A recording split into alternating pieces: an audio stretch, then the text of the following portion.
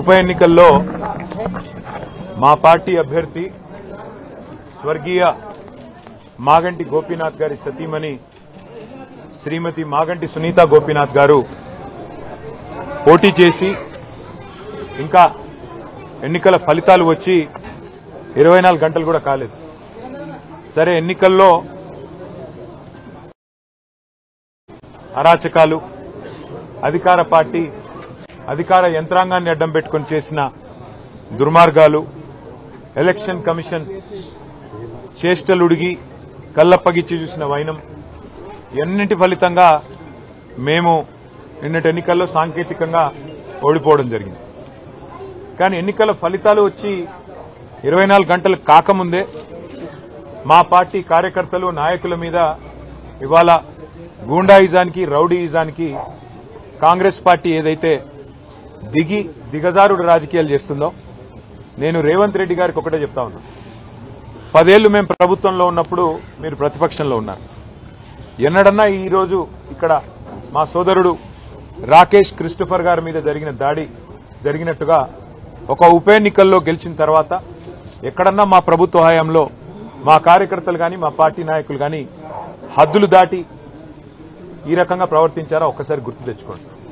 ఒకవేళ మేము కూడా ఆనాడు 7 ఉప ఎన్నికల్లో, 2 కార్పొరేషన్ ఎన్నికల్లో, జిల్లా పరిషత్ ఎన్నికల్లో గెలిచిన తర్వాత విజయ గర్వంతో విర్రవీగి నిన్న మీ వాళ్ళు ప్రవర్తించినట్టుగా మా పార్టీ గుర్తైన కారు గుర్తుని ఏదో ఊరేగింపు చేస్తూ, అవహేళన చేస్తూ చిల్లరగా ప్రవర్తించుంటే ఇవాళ మీరెక్కడ ఉండేటోళ్ళో ఆలోచించుకోండి.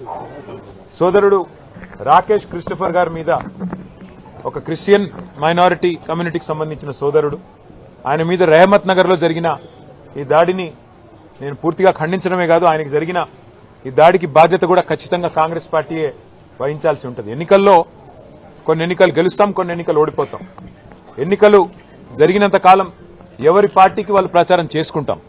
కానీ ఎన్నికలు అయిపోయిన తర్వాత కూడా ఈ రకంగా కక్షపూరితంగా వ్యవహారం చేస్తాం, ఈ రకంగా రాజకీయం చేస్తాం, రౌడీజం చేస్తామంటే తెలంగాణ ప్రజలు అన్ని చూస్తున్నారు. తగిన సందర్భంలో తగిన విధంగా బుద్ధి చెప్తారు. మేము తమ్ముడు రాకేష్ క్రిస్టోఫర్ గారికి, వారి కుటుంబానికి, వారి శ్రీమతికి, వారి కూతురికి, వారి కుమారుడికి, వారి తండ్రి గారికి అందరినీ కలిసినాము.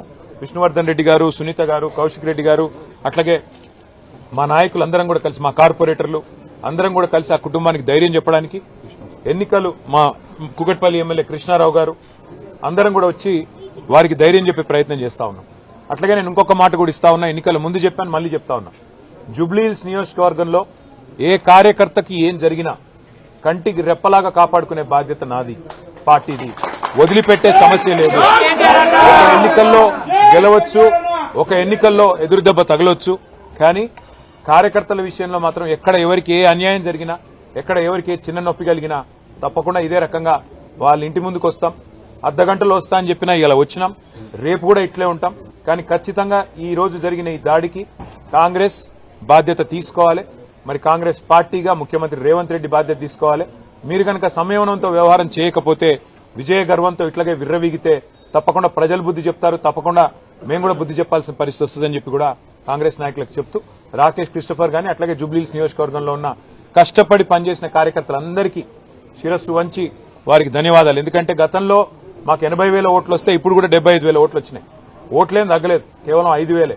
అది కూడా ఇన్ని రిగ్గింగులు, ఇన్ని గూండాగిరి, ఇన్ని దొంగ ఓట్లు, ఇన్ని పైసలు వంచి, చీరలు వంచి, కుక్కర్లు వంచి, ఇన్ని కథలు పడ్డాక ఆడికి కూడా 75,000 ఓట్లు మా అభ్యర్థికి వచ్చినాయి, మా పార్టీకి వచ్చినాయి. ఇదేమి స్వల్ప సంఖ్య కాదు. తప్పకుండా తిరిగి మళ్లీ భవిష్యత్తులో కొడతాం, జూబ్లీహిల్స్ లో మళ్లీ గులాబీ జెండా ఎగిరేస్తాం.